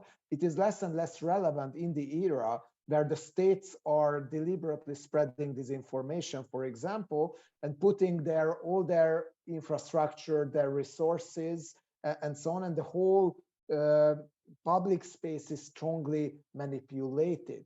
So we have a philosophical task here as well, I think, is that to think over new theories and frameworks in which we can better approach this topic than this marketplace of ideas. And I know it does not sound really constructive because it's how to start this task, but I think I do not want to let's say create a false impression that the issue of disinformation is just easy and technical question to solve. I think there is many easy technical solutions that can be done. For example, the social media companies could better finance their staff, to do more fact-checking, more content regulation, and so on. To give you one clear-cut example, in Hungary, there are many anti-vaxxer sites flourishing on Facebook, despite the fact that it goes directly against the policies of Facebook, and it's written down. But of course, the fact-checking activities are understaffed, and they are used more for window dressing than for real problem solution. So you can find technical issues where you can help to erode the tendencies. I think the decision, for example, of the German authorities to ban Russia Today, I'm totally in agreement, I have to tell, because I think you can say that it's against freedom of speech, but it's, I think, more against weaponized information that, again, can be deadly dangerous, that we could see in the Ukrainian crisis, and we could see during the pandemic as well, and the immigration crisis, when Russia Today was investing into fueling hatred against migrants, against fueling anti-vaxxer sentiments, and so on. So I think it was a right decision, but based on our traditional notion of freedom of speech, is debatable at least. So I think we have to face the let's say philosophical depth of this dilemma as well. Thank you very much, Peter. Yeah, it's basically a question that has been negotiated and looked at again and again and again. There are no easy cut answers to what is freedom of expression, where is the threshold, and where is the borderline to weaponizing information, to racism, to sexism, and all of that. How do we actually manage the public sphere? It's such a huge topic that we could talk about for a very long time. I received a private question to Sabine Donner. So what are the political answers?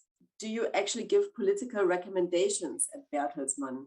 Does the transformation index has any concrete suggestions on how to stop the progression of authoritarianism? Do you advise politicians on certain strategies?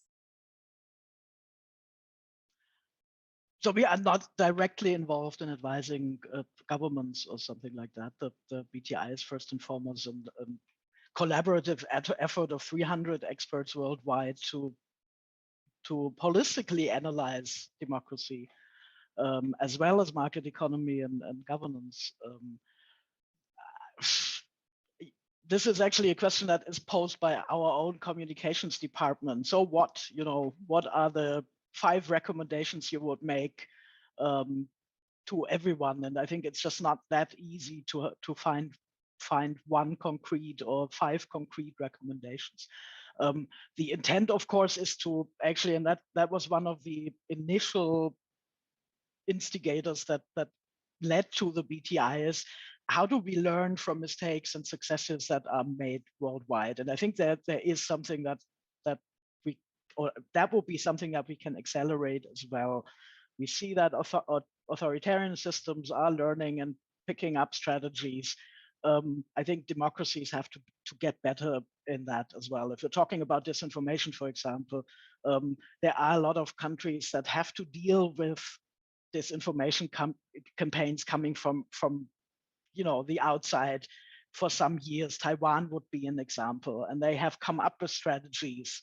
They have a strategic approach how to counter disinformation coming in from China. And there are other examples. A lot of countries have been struggling for a long time with internal non-democratic actors that are trying to undermine the democratic system. We in the West tend to be a bit, hesitant to look at other countries who have been experiencing that.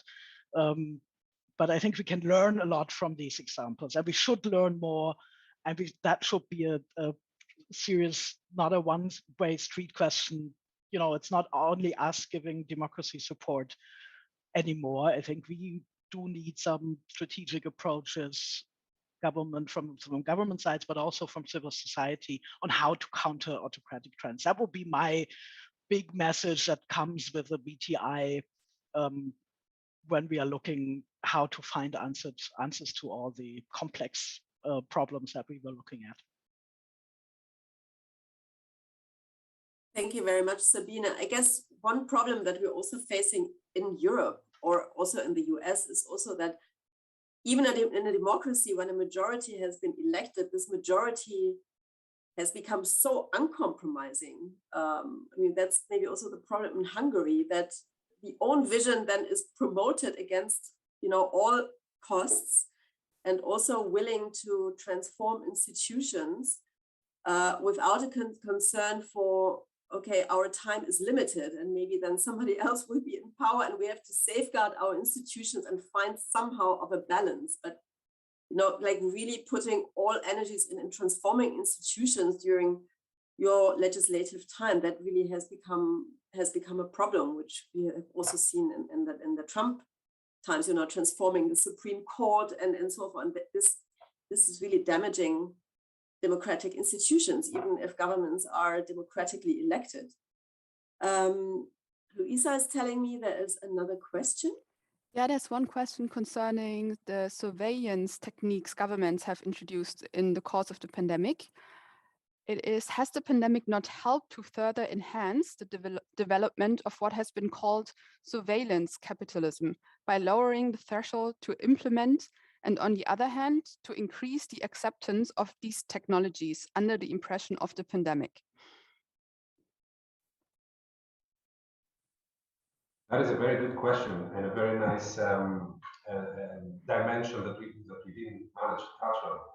And it is a statement that I will definitely agree with.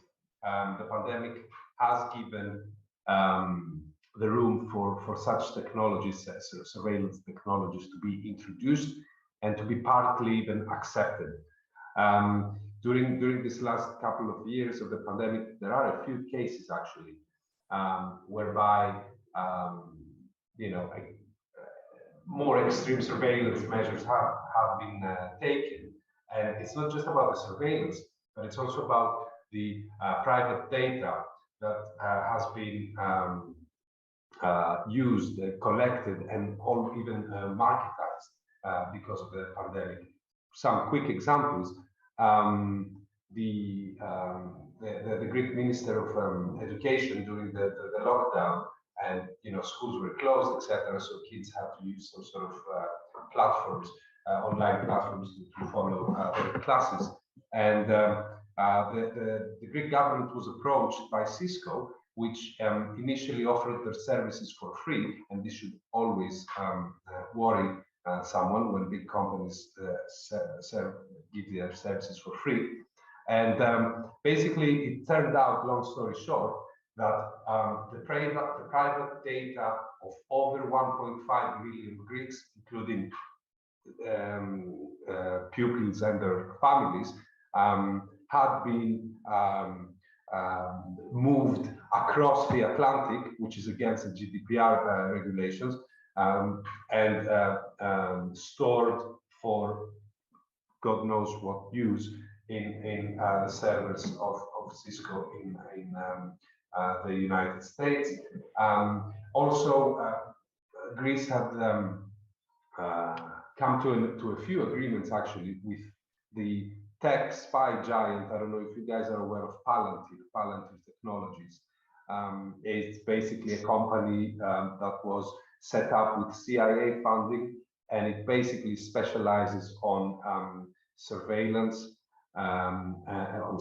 system. So this company found within the pandemic a golden opportunity to widen its markets, and by offering its services initially for free to governments in Greece, in France, in the UK, supposedly, not supposedly, offering them like technological solutions that would allow them the governments to better monitor how the pandemic is supposedly unfolding. But when we did some research and we finally managed to find the contracts between the Greek government and Palantir, which were hidden initially, we found a lot of discrepancies with regards to digital rights and privacy rights. So yeah, I think briefly to sum up, I think the pandemic did open a door both for extreme and the normalization, if you like, of extreme unnecessary surveillance, but also it created an opportunity for the weakening of our data protection. Thank you very much, Stefanos. That's also a lot of food for a whole discussion around how the pandemic has accelerated digitalization, which on the one hand is very good, I suppose. On the other hand, also has kind of heightened the readiness to give away data without asking too many questions, and kind of really helped also governments to digitalize many aspects of life where maybe we want to be a little bit more cautious or maybe a little bit more protective, especially when it comes to political engagement. I'm afraid we've come to the end of our time. I also don't see more questions, or have I overseen anything, Luisa? Anything important? There is one more actually. Do we have still time? There's still time for one. Okay, then I'm going to read the last one. How do factual constraints of technological and also social changes are narrowing the scope of choices societies could make? So is in the end democratic participation not being reduced to legitimizing existing and protected power structures and the interests these are supported by? Okay. It's a complicated one. Interesting. It's a little bit more of a comment, I feel, than a question, right? Yeah, it's a long comment on industrial progress, technology, and the erosion of democracy. I think it will be a little bit too far-fetched to address this now. But thank you for the comment anyway. And I hope we will have further discussions. I mean, it was really interesting listening to all of you, listening to the experiences from Greece and Hungary, and also to get your overview, Sabine. Unless one of you wants to make a last remark, anything you want to add from your sides? If not, then I would, Stefanos? Well, if I may, just to, if there is like something that we can learn from all this,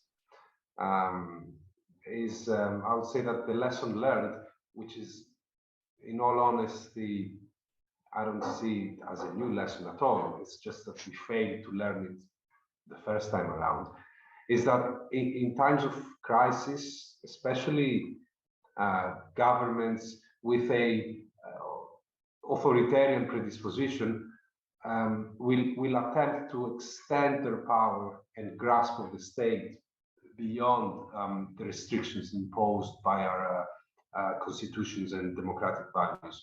So we should therefore, us as citizens that believe in democracy, we should therefore stay vigilant, keep our eyes open, and not let our fear of an extraordinary situation cloud our democratic reflexes. So, all we can do is carry on exercising and defending our rights and our democracies. Thank you, Stefanos. I think these were fantastic final words for this panel. I mean, we hope that the takeaway from the pandemic is that we have to be much more aware of the risks that we are facing and the fragility also of democracy, that we also use our work as the foundation for political education and make people aware that democracy is something that we have to hold on to, that we have to fight for. And I think the pandemic has actually increased our awareness that we cannot go on business as usual, but that we really have to see also the early seeds of degradation, like, for example, in Greece. And we hope that not more European countries will take the path of Hungary, of course, and also to see the problems in our society in Germany and issues with the media, with disinformation and so forth. So thank you very, very much for your participation. We learned a lot. We hope the audience learned a lot. And I hope we have more of these conversations, that we stay in touch. Good luck with the launch of the Bertelsmann Transformation Index, and good luck with your very important work in Greece and Hungary. And please, to the audience, stay tuned for our upcoming panel at 4 p.m. today on how the pandemic in some contexts has really been misused as an instrument of repression in authoritarian context. And we are going to have inputs on Latin America and Azerbaijan that we are very much looking forward to. Thank you, and thank you very have a much. nice day. Bye-bye. Thank you very much. Thank you very much. Thank you. Bye. Bye-bye.